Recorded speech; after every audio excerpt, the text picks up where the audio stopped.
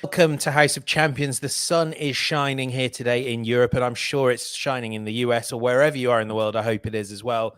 Do please like, comment, subscribe, get in touch, dive into those comments and chat to us on House of Champions as we preview the Europa League final. What's up, everyone? Welcome to House of Champions. I'm your host, James Benge. Wherever you are in the world, I hope you are looking forward to the final knockings of what has been a thrilling European season. And we're right on the cusp of the big ones, the big European finals, starting with the Europa League. I am joined by Mike Lahoud and Jonathan Johnson to break it all down. Please download, follow, share, leave us a 5-star review.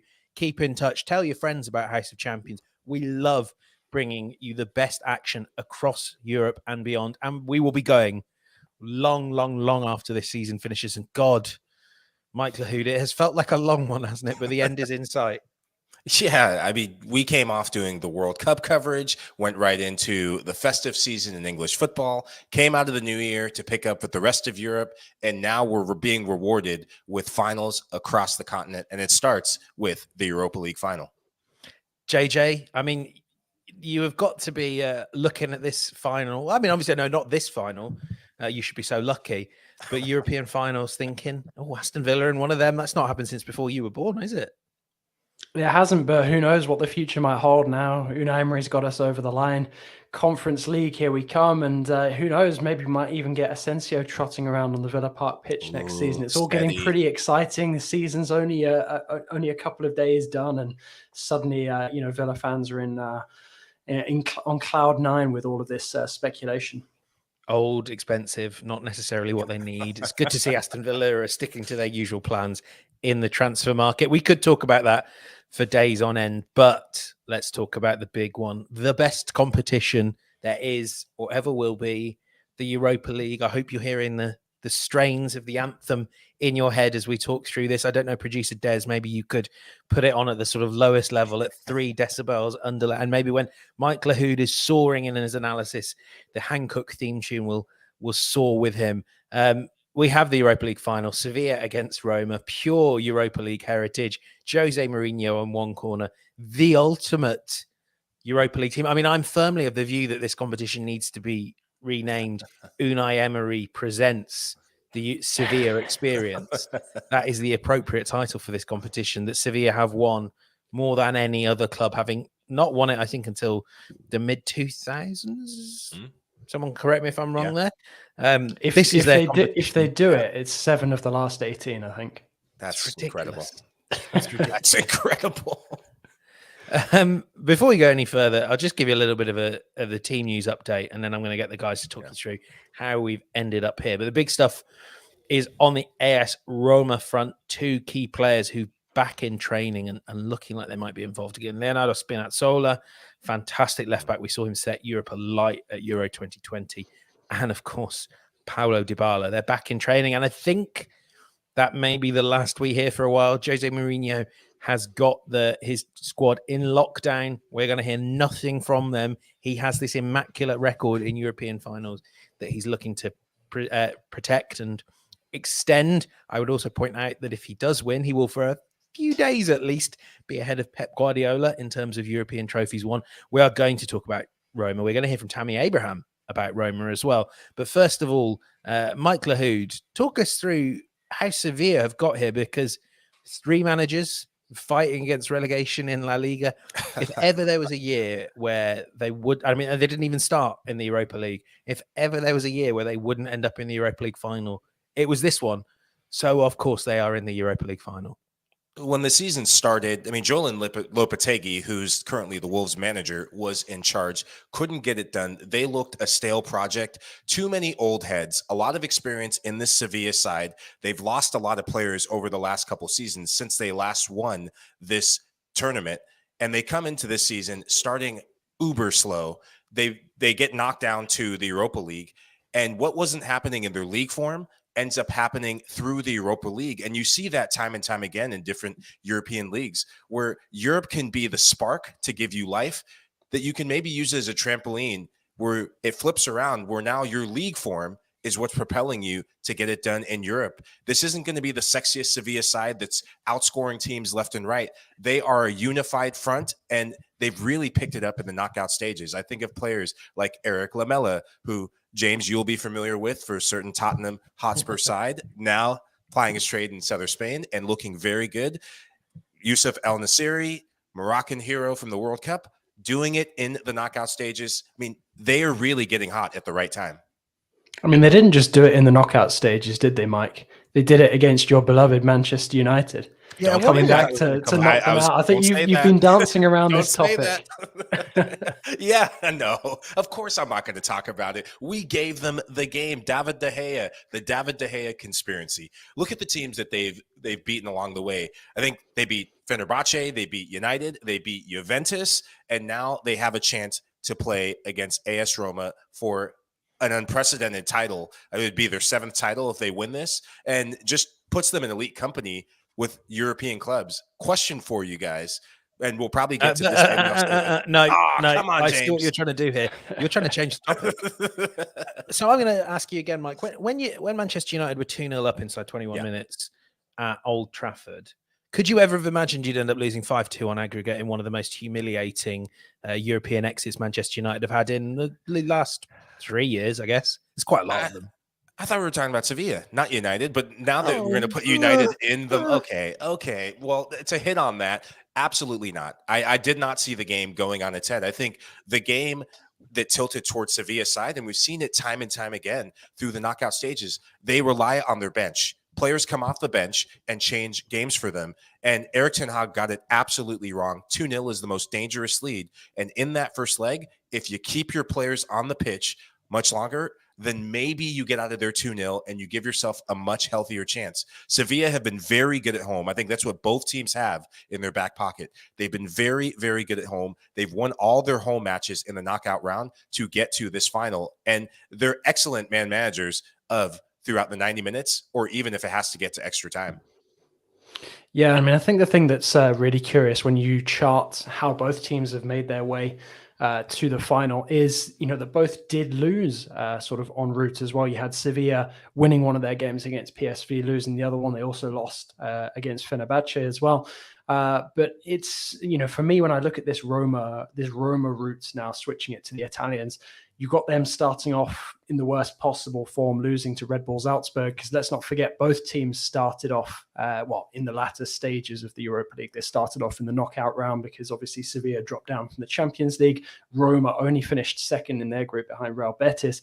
So they got Salzburg, then they went on to Sociedad, Feyenoord, and then in that semi-final, it was Bayer Leverkusen. So it's been, quite a testing route for both of these teams on their way to the final. And I think, Mourinho's time with Roma can actually sort of be viewed sort of through the prism of UEFA competition, where you've had them in the Europa Conference League, which obviously they won, and now he's looking to sort of lead them up that UEFA ladder. I mean, it's a perfect advert for the way that the UEFA competitions have been, structured, with the Conference League being added in. That is how sort of the use of that ladder system was envisaged, to have a club that could potentially work their way up from the Conference League to the Europa League to the Champions League, while not necessarily relying on their league form. So, Roma very much sort of now playing, with the fate of their season over this next 90 minutes or so, because you've got Mourinho, who could potentially leave Roma, because let's face it, there is a lot of speculation that this might be one of his final games. It's also come at a very bizarre time, I might add, because,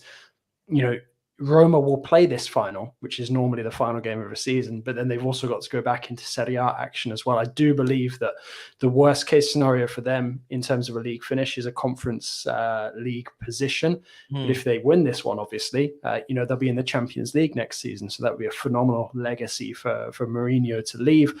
But, I think both teams have certainly had to work hard and reach the final, arguably against the odds at certain points.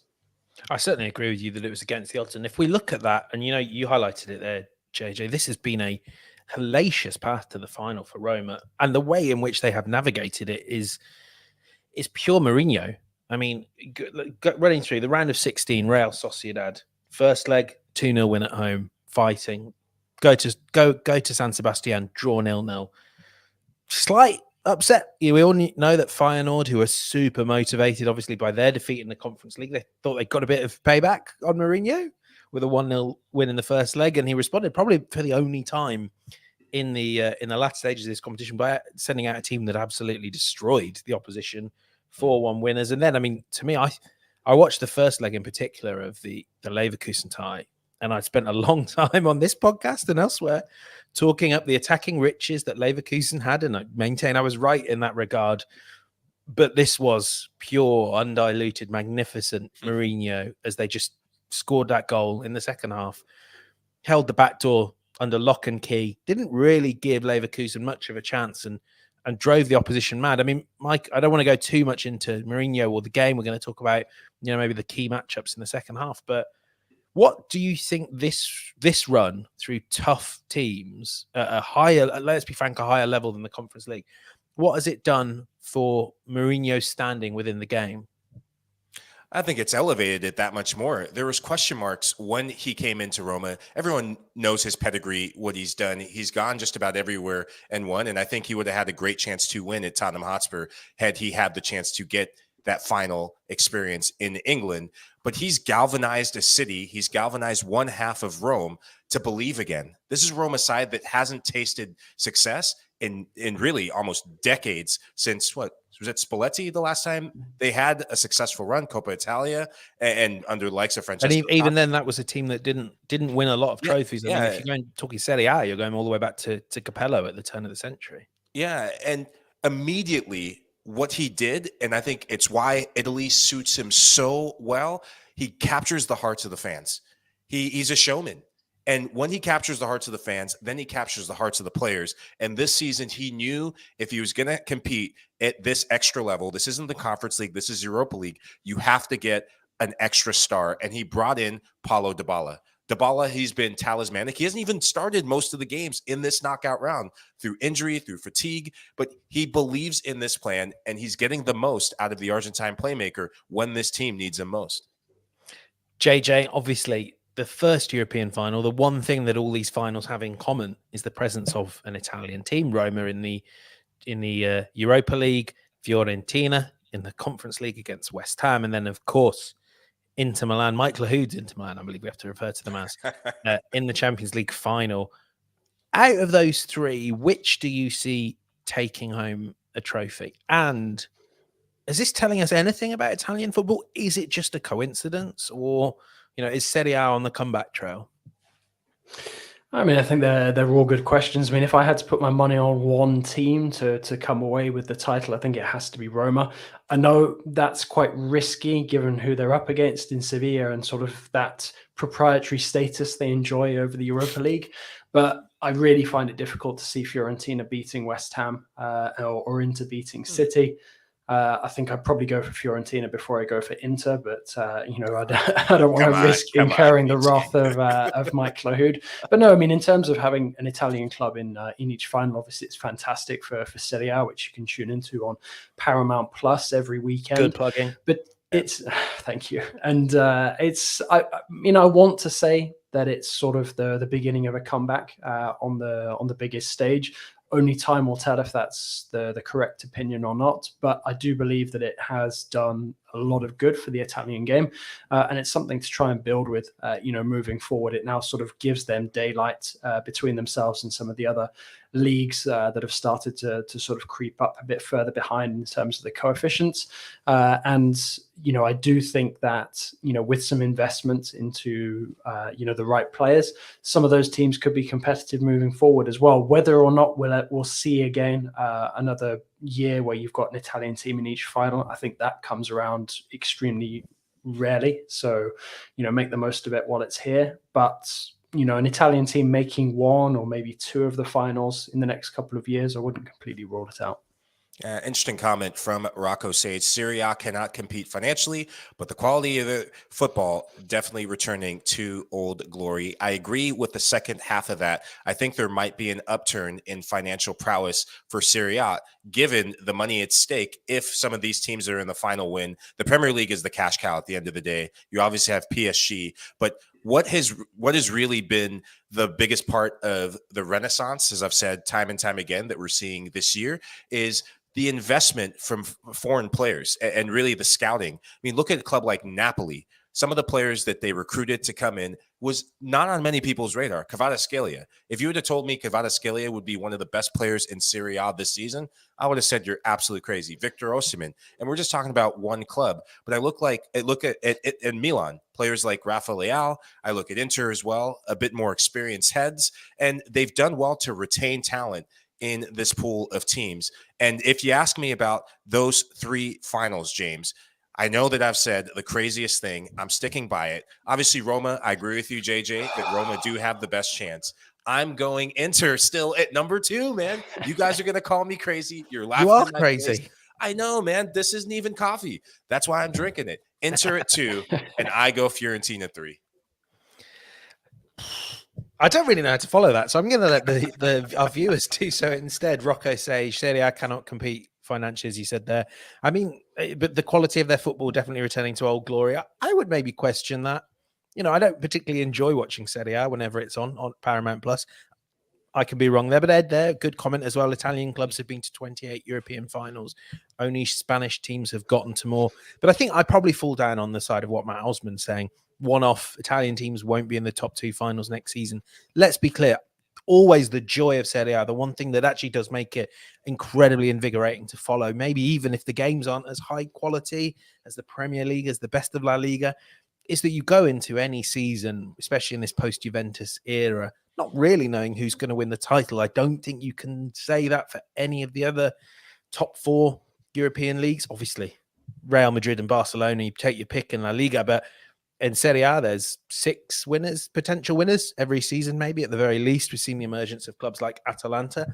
I think what you have in Serie A is a depth of good teams, but maybe not that many great teams. Obviously, Napoli in another year, who knows where they might have been.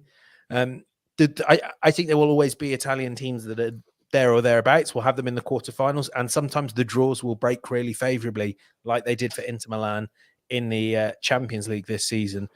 As for, from my perspective, how many win? I'm with JJ here. I make Roma the favourites. I think they're probably the only one that will win. I could see Fiorentina beating West Ham, but like West Ham are on a heater of late, and actually looked really good when I saw them even in defeat to Leicester on Sunday. Inter Milan have the level of chance that any football team has when they turn up to a football match. Like they could win, but I don't think so. But anyway, that's for future pods. We will be talking about the Champions League final. Don't you doubt on it. But after the break, we're going to dive a little bit more into this game, look at some key matchups, and try and decide who has more European juice, Jose Mourinho or Super Sevilla. That's right after the break. 2 teams take a final bow in Budapest. Who will etch their name on the Europa League history? On CBS Sports Network and streaming live on Paramount Plus. It's back. Due to popular demand, UEFA are giving you a final chance to win your limited edition UCL Elite Foot 23 kit. Winners will also receive a digital copy of the FIFA 23 video game. Time is running out, so make sure to enter now at uefa.com/elite. And remember, for the YouTube audience, right up there in that top right-hand corner, you can just click on the QR code or take a photo or however those QR codes work and get yourself straight to the competition to enter. Right. Jose Mourinho, 20 years on from European final number 1.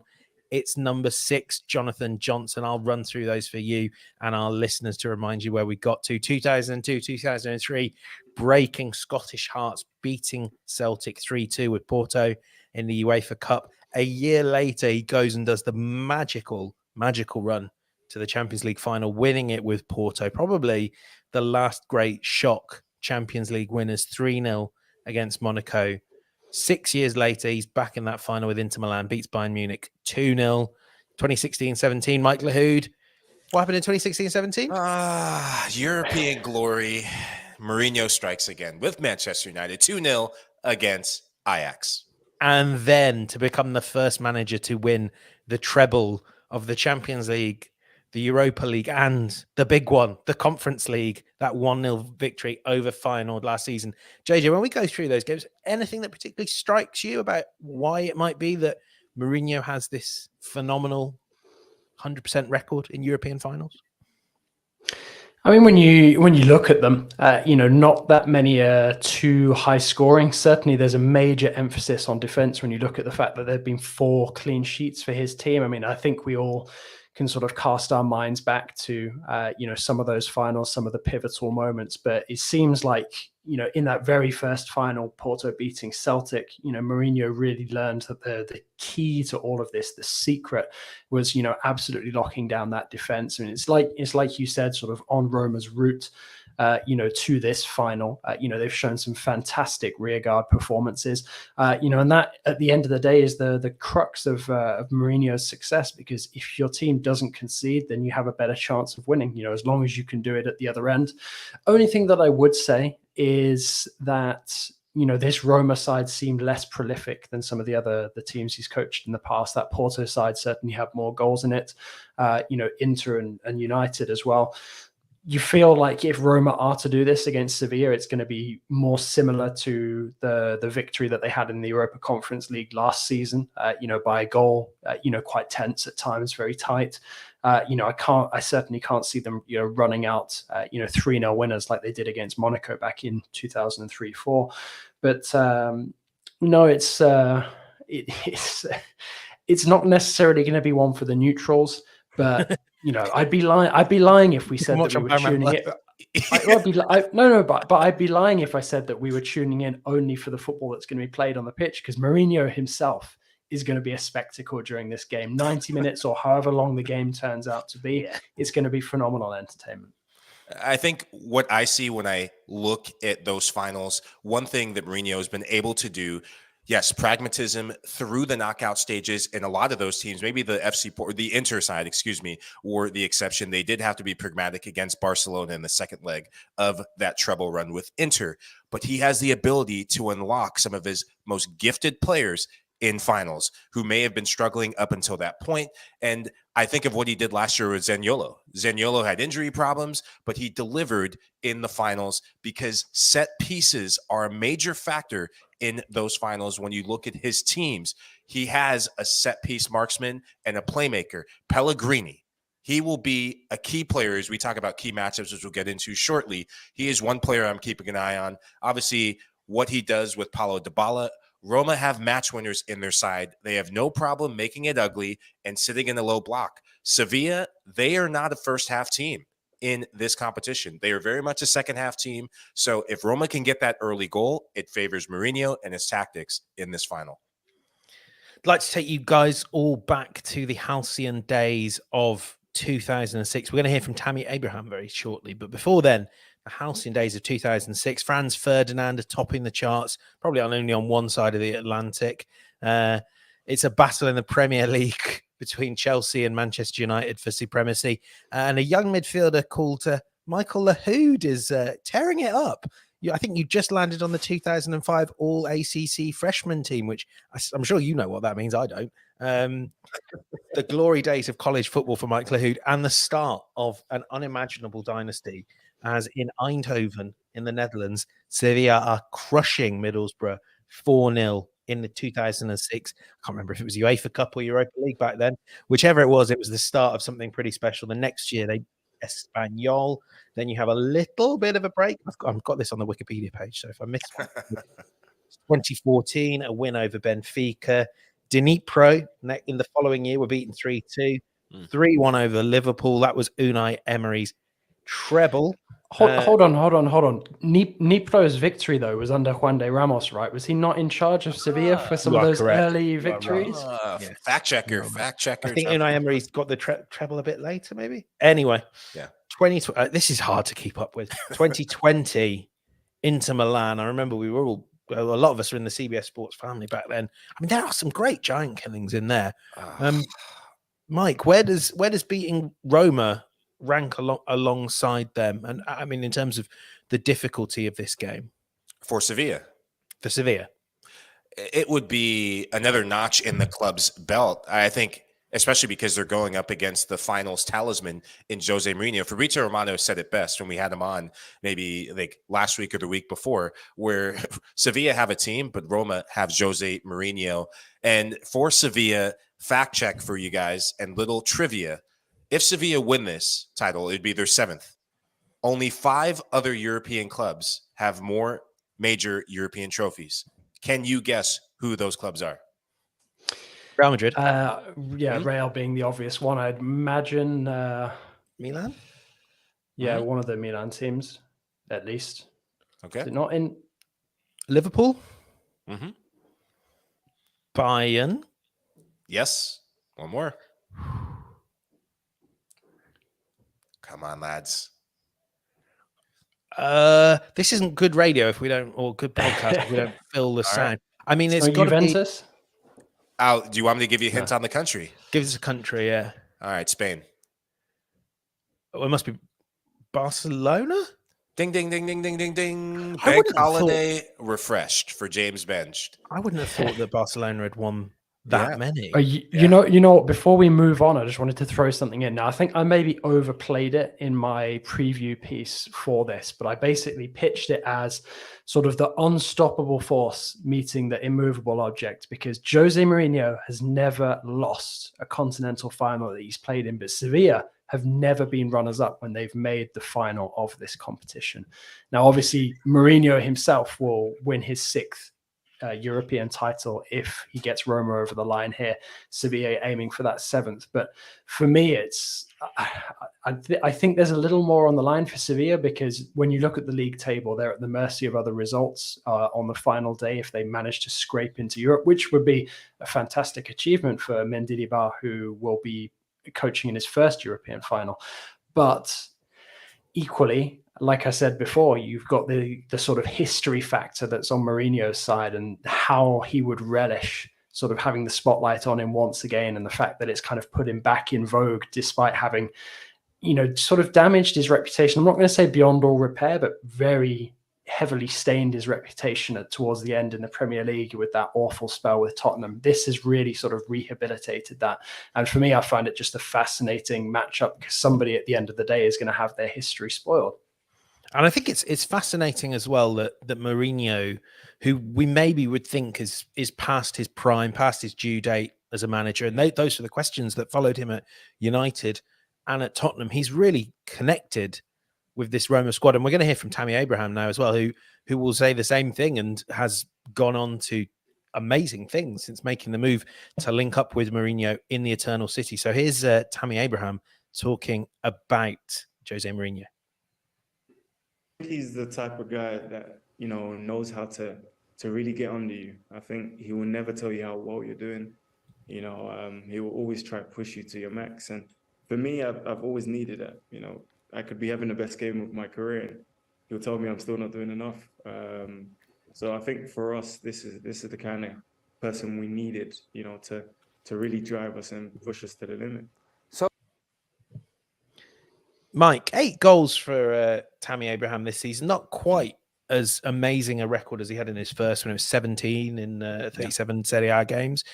But the chances still keep coming, and he's going to be a real threat for Sevilla, isn't he? It's what he hasn't done in terms of getting on the score sheet. He's still doing in terms of hold-up play, in terms of defensive work, off the ball movement, and it's creating running lanes for midfielders to score. Look at who's leading the team and leading the line underneath Tammy Abraham. Pellegrini, as I said, Paulo Dybala when he gets in, even the likes of Bove, the youngster who scored the winner in the first leg against Bayer Leverkusen. Your midfielders thrive when you have an unselfish striker in Abraham. And that comes from Jose Mourinho. He wants commitment, getting everyone committed to the cause, and you have that in Tammy Abraham. I was sort of elaborating on that point. I'm really looking forward to seeing how Abraham goes up against Loic Bede. Now, Bede was a player who kind of shot to prominence in Ligue 1 when he was with Rennes, moved from Lens to Rennes even, when he was part of that excellent Lens team that secured survival at the first time of asking, coming up from Ligue 2. But it didn't quite work out for him once he made the move over to England. he's now enjoying sort of a new lease of life in Spain with Sevilla, as part of this kind of motley crew that Sevilla have put together that actually turns out to not be as bad as we maybe first thought they were when we were, looking at some of those players that have been assembled. Now, I think because he's a goal threat as well, Bade could have quite a significant role to play in this, because his ability to kind of limit the opportunities that Tammy Abraham sees, equally as well Dybala, should Dybala be deployed in a sort of central attacking role in front of goal. For me, I think that's going to be one of the key battles that plays out in Budapest. Yeah, I agree with you. I think his partnership between he and Gudel is one to keep an eye on. I think Gudel is the weakest link in that back line. He's naturally a defensive midfielder, and he's been forced to play in that back line. And teams that have gotten the better and gotten goals against Sevilla, whether it's in La Liga or in the Europa League, they've attacked him. He's very aggressive, both aggressive center backs. They're not very connected, and sometimes they can get isolated. The big thing to watch out for is which midfield can impose themselves. Sevilla they're going to be without one of their key attacking options in Acuna. He got that red card in the win over Juve in the second leg. That's going to be a big factor because they get a lot of crosses from the left-hand side. But neither midfield is very mobile, but which midfield can impose their will on their opponent, I think gives their team the best chance to win. The other thing we have obviously, because there's such starry talent, we've obviously talked a lot about Roma's front line. I tell you, Youssef En-Nesyri in a Sevilla shirt, as Mike Lahoud, you can attest him having scored 2 goals against your beloved Manchester United and also then scoring against Juventus in the next round. He is a live wire. He tends to come alive in fits and bursts, but since the turn of 2023, he's found some really good form.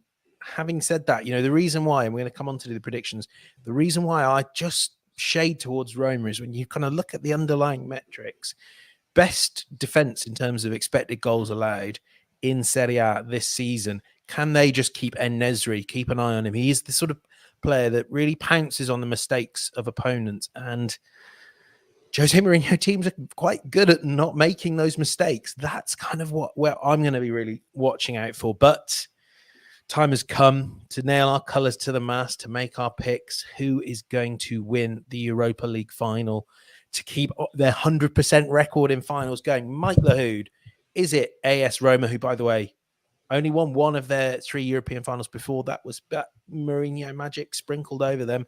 Is it AS Roma or is it Sevilla? I think history is about to be made, but on the wrong side of history for Sevilla, losing their first ever Europa League final. I pick AS Roma to win. As I say underneath my handle, Roma to win. And it's going to go down to the wire. I think it goes all the way to penalty kicks. Rui Patricio, the PK hero. I think Roma get the first goal. Sevilla get that second and goes to penalty kicks. And, Mourinho magic once again. JJ? Oh, man, Mike Lahoud and I are reading from the same script pretty much. I have gone for this one going beyond 90 minutes and Roma ending up 2-1 winners. I feel like if I go Roma as well, that's pretty much handing the title to Sevilla, isn't it? Well, I'm going Roma. I think they're a better team. I think they've got better players. And I know that Sevilla have massively swung upwards in form over the last few months, and that the Europa League is theirs by right. You've got to take it from them. But I think if anyone's going to do that, it's Roma. They're a much better football team than their standing in Serie A suggests. And I think we're going to see that, even though anything can happen in 90 minutes. Right. That is our Europa League preview, our Europa League review. Guys, remember the time Man United lost 5-2 to Sevilla on aggregate? Just wanted to remind you all of that one final time. We'll be back after the break. We're going to talk some Pochettino and Napoli. They say patience is a virtue, but for some things, we can't wait.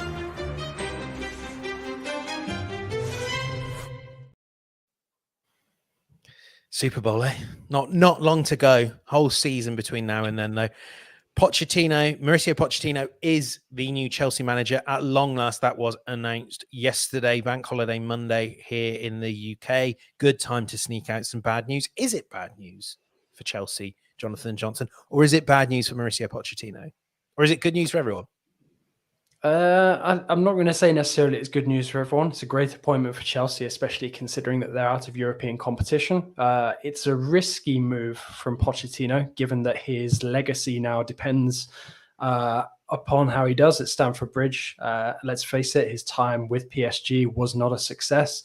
He won't be judged solely on that because of the high stock that he enjoys from his time in charge of Tottenham Hotspur, but he has forever destroyed that goodwill from the Spurs fans by taking the job for Chelsea, I think.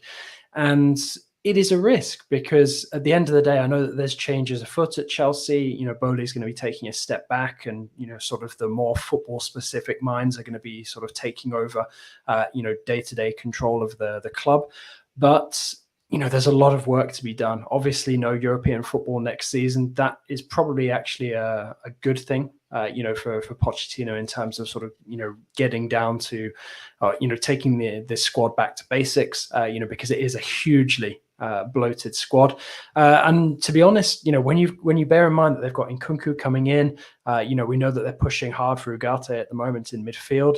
You don't actually think, or you can't see that there's actually too much need for many other, additions to this squad, at least not before you get rid of some players. I think this Chelsea squad is in need of trimming before it is sort of, adding more star name and talent to it. I certainly think they could do with more teeth in attack. We know that Joao Felix won't be staying at Stamford Bridge now, but I feel like Pochettino has a bigger job on his hands in terms of rooting through this group of players and working out who he wants to work with, who he doesn't, than he does in terms of working out, how many more additional dressing rooms need to be built for extra signings.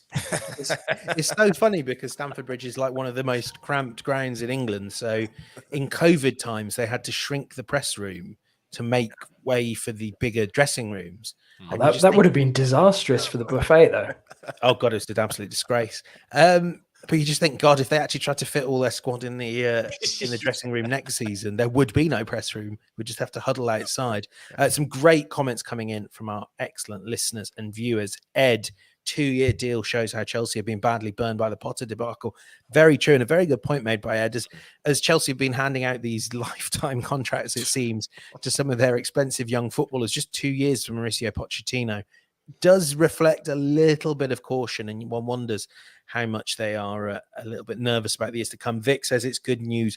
Pochettino needs this challenge to become an elite coach. You are right, Vic, because I tell you, if he makes it through this challenge, no one could dispute his status as an elite coach. I think this is one of the toughest jobs there is in world football. He can't change the expectations of Chelsea fans. He can't make them embrace a rebuild, but a rebuild is exactly what's needed, because the one thing I take issue with on what JJ was saying is, I look at this squad and think it needs an awful lot of work. New recruits.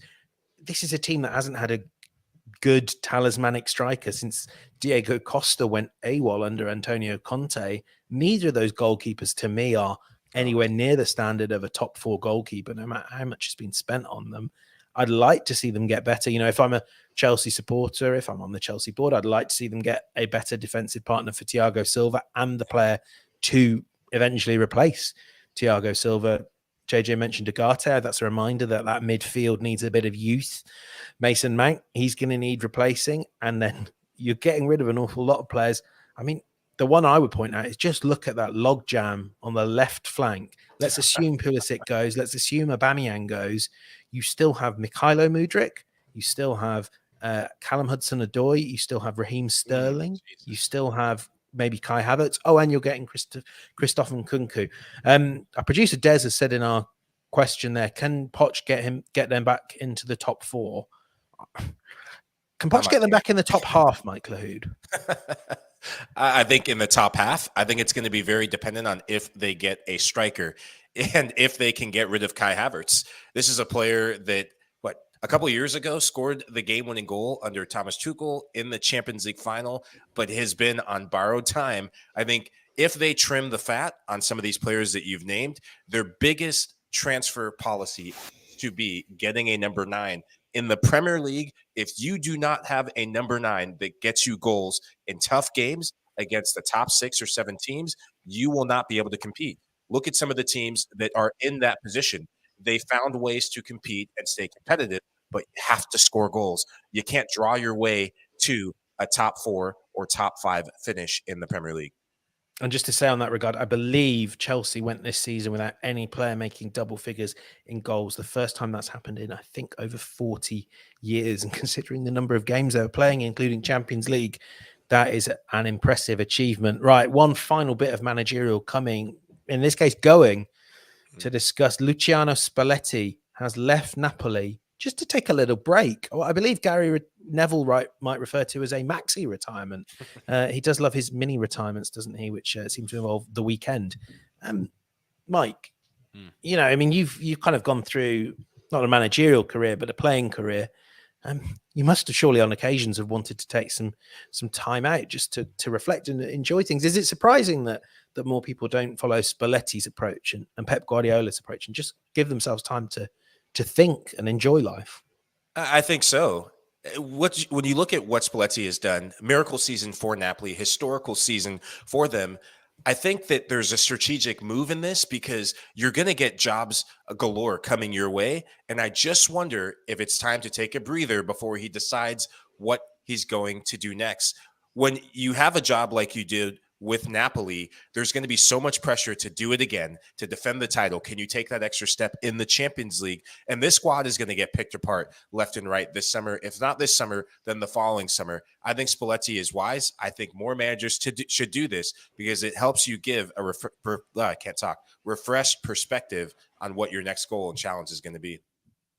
Yeah, I mean, I think as well, Spalletti was quite honest about it. I think it reflects exactly how much effort it's taken to get this third Scudetto over the line for Napoli.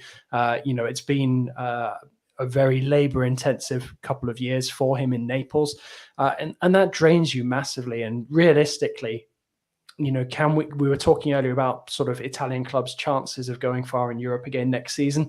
Can we see Napoli sort of making it through this summer without some of the star names, perhaps at least being, tempted away by or having their heads turned by some offers from bigger clubs?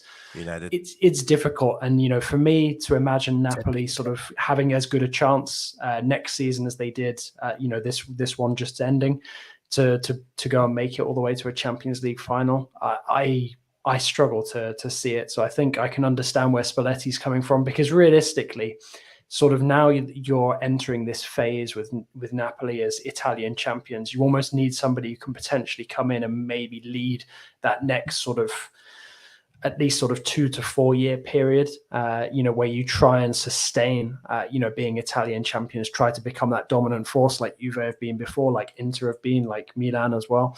And it's going to be really difficult. And I don't think, it's necessarily anything to take away from Spalletti about if he feels like he's not going to be able to invest sort of, what's necessary in terms of, physically, emotionally, mentally. So, I think he's making the right decision, and he leaves on a high, because I'm not convinced it's going to be the easiest act to follow. Rafa Cardenas in the comments: Napoli won't repeat this season. Spalletti knew it. Wise decision to leave on a high. Good luck to whoever takes over. And in terms of the managers being linked with taking over, Thiago Motta, who JJ, as you well know, has done great things since retiring. Luis Enrique, he sounds like he's the front runner, and we're hearing about Antonio Conte being linked as well now.